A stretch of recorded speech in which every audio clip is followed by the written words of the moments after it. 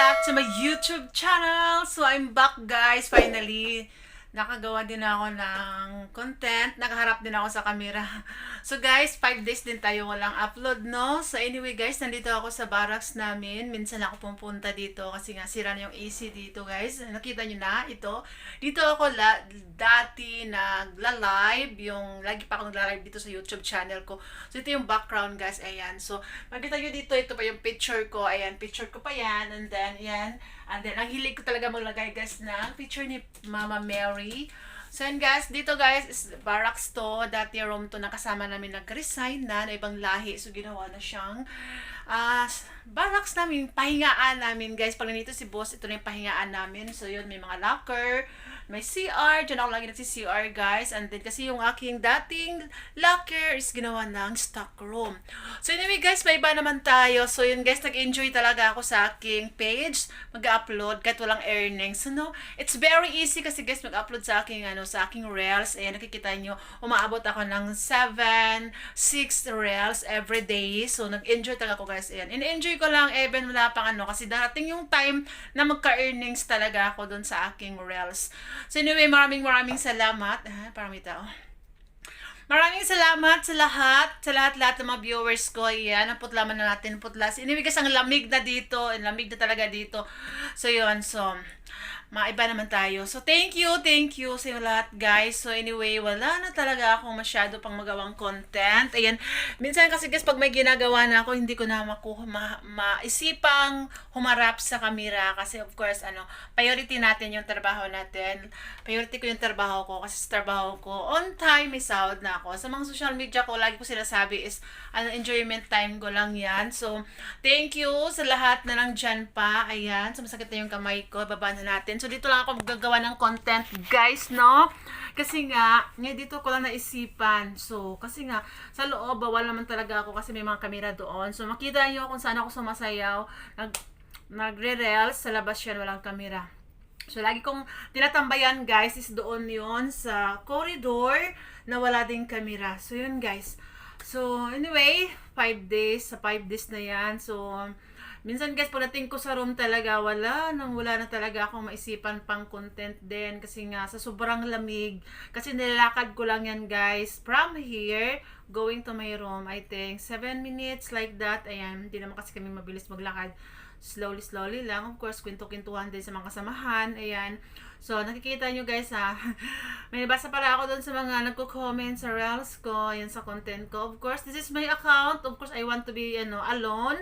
And then, of course guys, yan, sa mga kasamahan ko naman is kailangan mo pang paalam kung pwede sila sumali sa sa content ko, ganyan. So, kailangan mo permission kasi social media to. So, kailangan ko talaga. Hindi katulad dati na kung picture lang, marami kami. And then, dati kasi wala pa akong social media. Hindi pa ako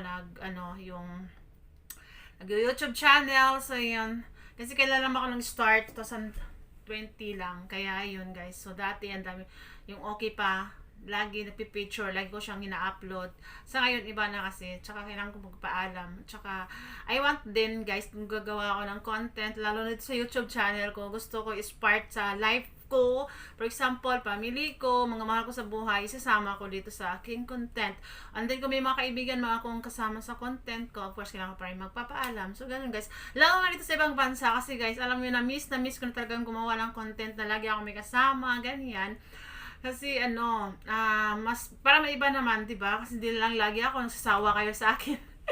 Pati nimigas ang hirap sa sitwasyon na lalo pag makarelate nito po sa ibang bansa.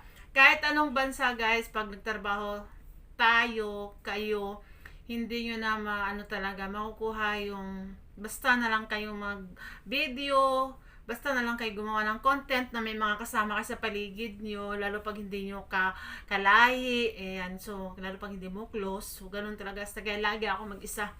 So, anyway guys, yan, may chance topic na naman tayo, no, ayan, kasi nga, talaga ako guys.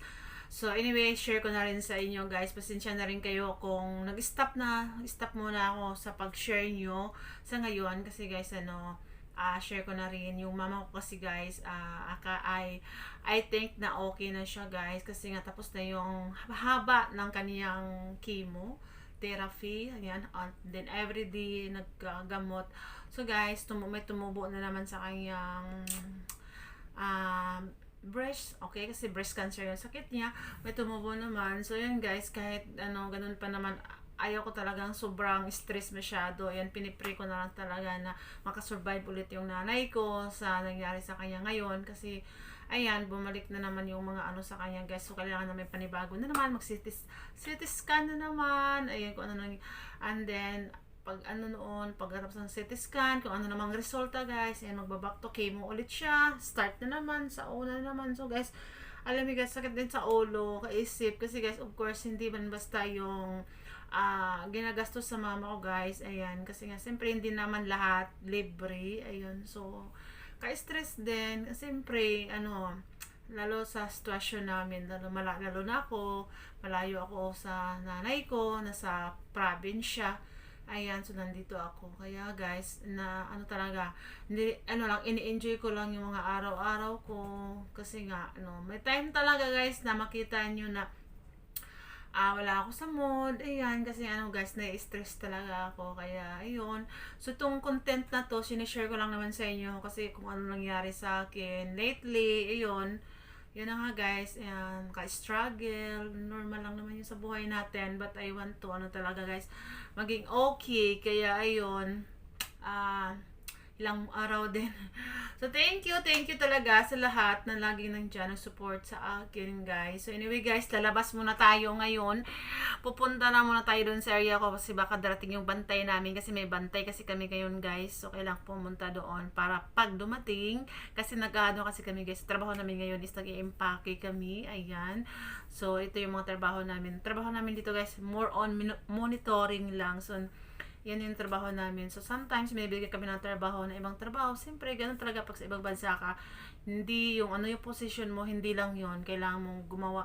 Pag may trabaho mong bibigay sa iyo, trabahoin mo. Kaya, sa Pilipinas, kung isa lang position mo, yung kung dyan ka lang, dyan ka lang. Dito sa ibang bansa, guys, kung bibigyan ka ng ibang trabaho, tanggapin mo. Kasi nakasama yan sa kontrata kung ano, kung ano yung, lalo pag part of your job. O, di ba?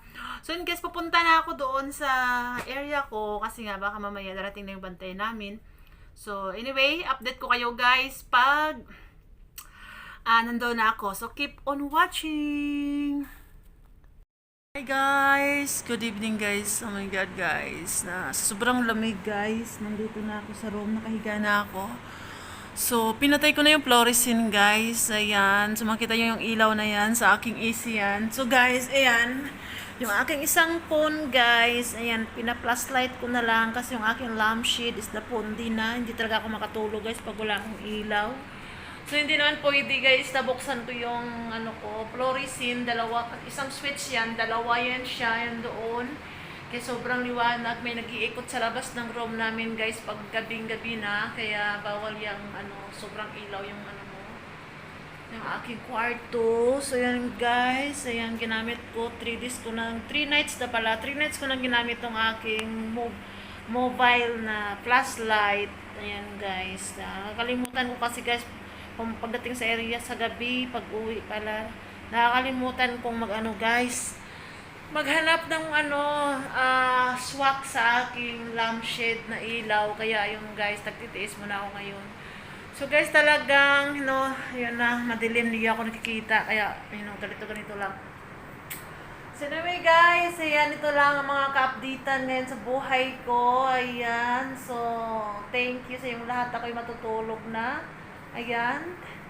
Good night everybody. See you on my next vlog. Bye bye. Good night guys.